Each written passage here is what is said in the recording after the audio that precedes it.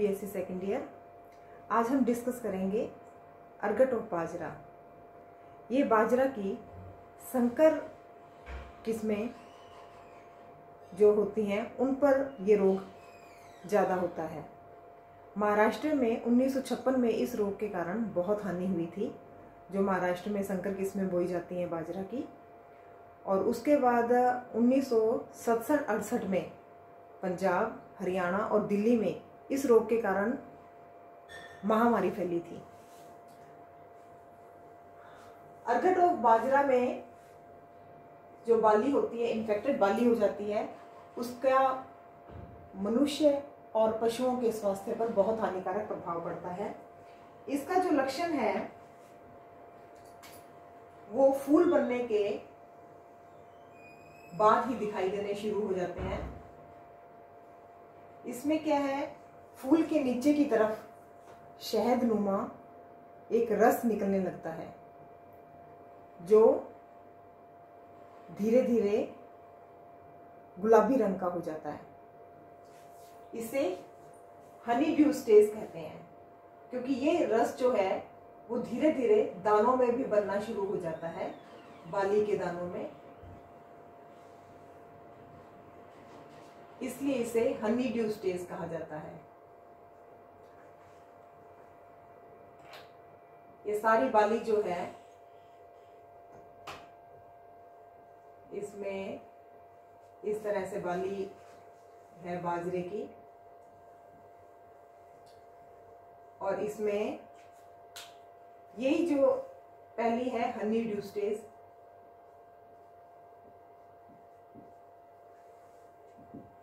जब दानों में जो शहदनुमा भाग इकट्ठा हो जाता है गुलाबी रंग का, और यही जो दाने हैं बाद में कड़े हो जाते हैं, भूरे रंग के हो जाते हैं, डार्क और ब्लैकिश, डार्क ब्राउन हो जाते हैं और सक्लेरोशिया बन जाते हैं। इसे कहते हैं, दूसरी स्टेज है सक्लेरोशियल स्टेज, या इसे अर्गट भी कहते हैं।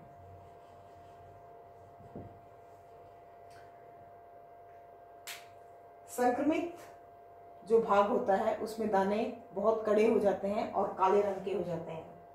ये है इन्फेक्टेड ईयर, इन्फेक्टेड ईयर। इसमें सारे दाने ऐसे ही होंगे, सारे दाने जो हैं इस तरह के सक्लेरोशिया बने होंगे। उसमें कॉजल ऑर्गेनिज्म जो है इसका क्लेविसेप्स माइक्रोसिफेला, जो कि एस्कोमाइसिटीज का मेंबर है, और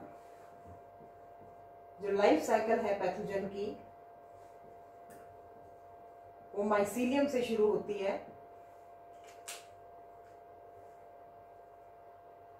उसकी अपन बात करते हैं अभी।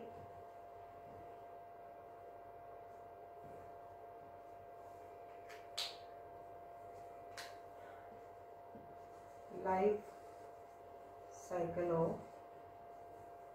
कॉजल ऑर्गेनिज्म, ये कहां से, माइसीलियम से। माइसीलियम एसेक्सुअल रिप्रोडक्शन के द्वारा कॉनिडियोफोर पर कॉनिडिया लगेंगे।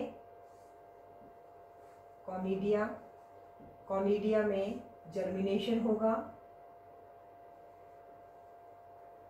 जर्मिनेशन उससे जर्म ट्यूब बनेगी, जर्म ट्यूब, और फिर वो वापस माइसीलियम बना लेगा। ये है एसेक्सुअल रिप्रोडक्शन। और जो सेक्सुअल रिप्रोडक्शन है इसमें हनी ड्यू स्टेज जो है, हनी ड्यू स्टेज के लगभग 15 दिन बाद सक्लेरोशियम बनते हैं। ये सक्लेरोशियम जो है ना वो हनी ड्यू स्टेज के 15 दिन बाद बनेंगे। सक्लेरोशियम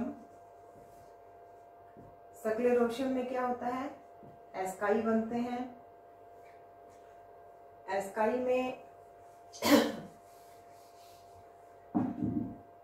में एस्कोस्पोर्स और एस्कोस्पोर्स में जर्मिनेशन और वापस माइसीलियम बन जाता है। ये है लाइफ साइकिल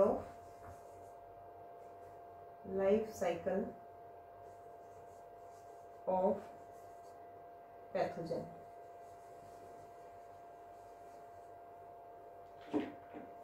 जो इसका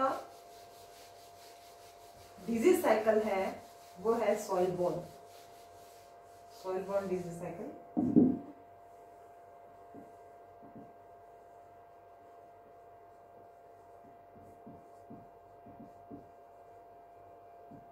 कहाँ से शुरू होगा? Sclerotium and conidia on lower leaves of healthy plants.